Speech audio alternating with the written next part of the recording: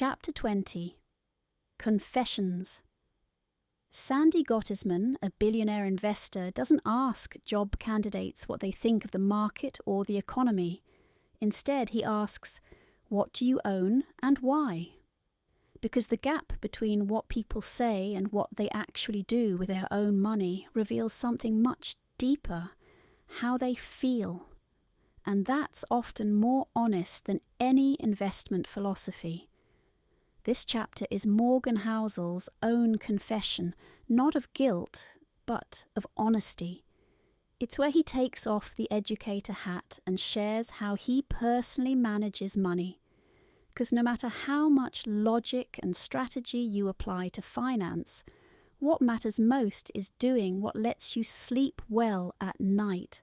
And for him, that means independence.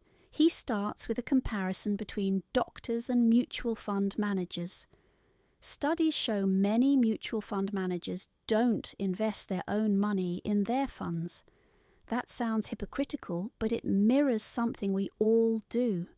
We often suggest one thing, but act differently when the decisions affect us or our loved ones.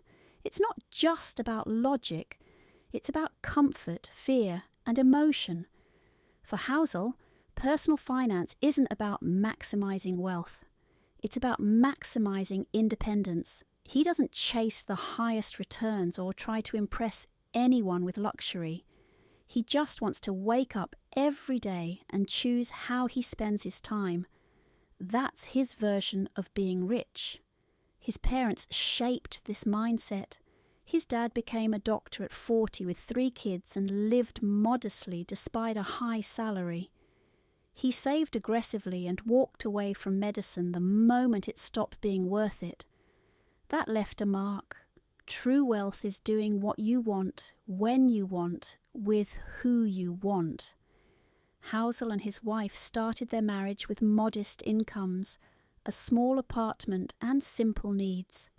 Even as their income grew, they kept their lifestyle steady. Every raise went straight to their independence fund. For them, the goal wasn't a bigger house or fancier life. It was freedom from financial stress. They've even done things that seem irrational on paper, like paying off their mortgage early instead of investing the money. But the peace of mind they gain is worth more to them than maximizing returns. That theme repeats. What looks foolish in numbers often feels smart in real life. They also hold a large percentage of their wealth in cash. Why? Not for a rainy day, but for a storm. The unexpected disaster no one sees coming. They're not saving for a boat or a car. They're saving for a world where curveballs are inevitable. Cash is their oxygen mask for independence.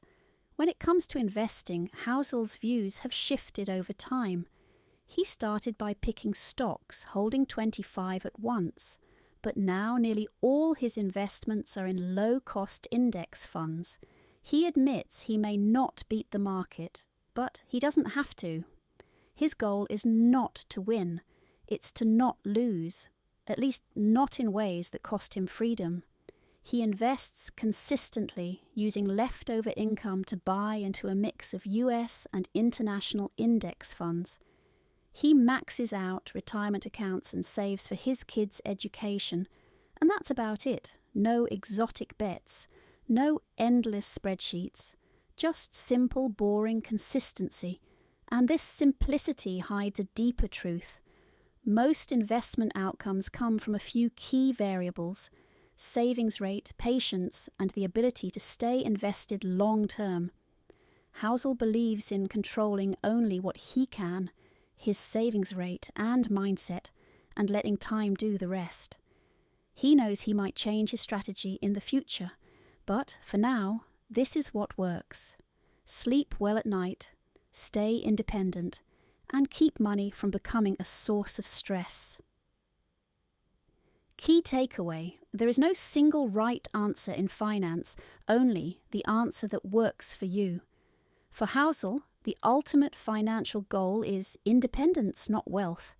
It's about designing a life where money supports your peace of mind, not your ego. As he puts it, to each their own, no one is crazy. This audio is created and narrated by Quick Chapped.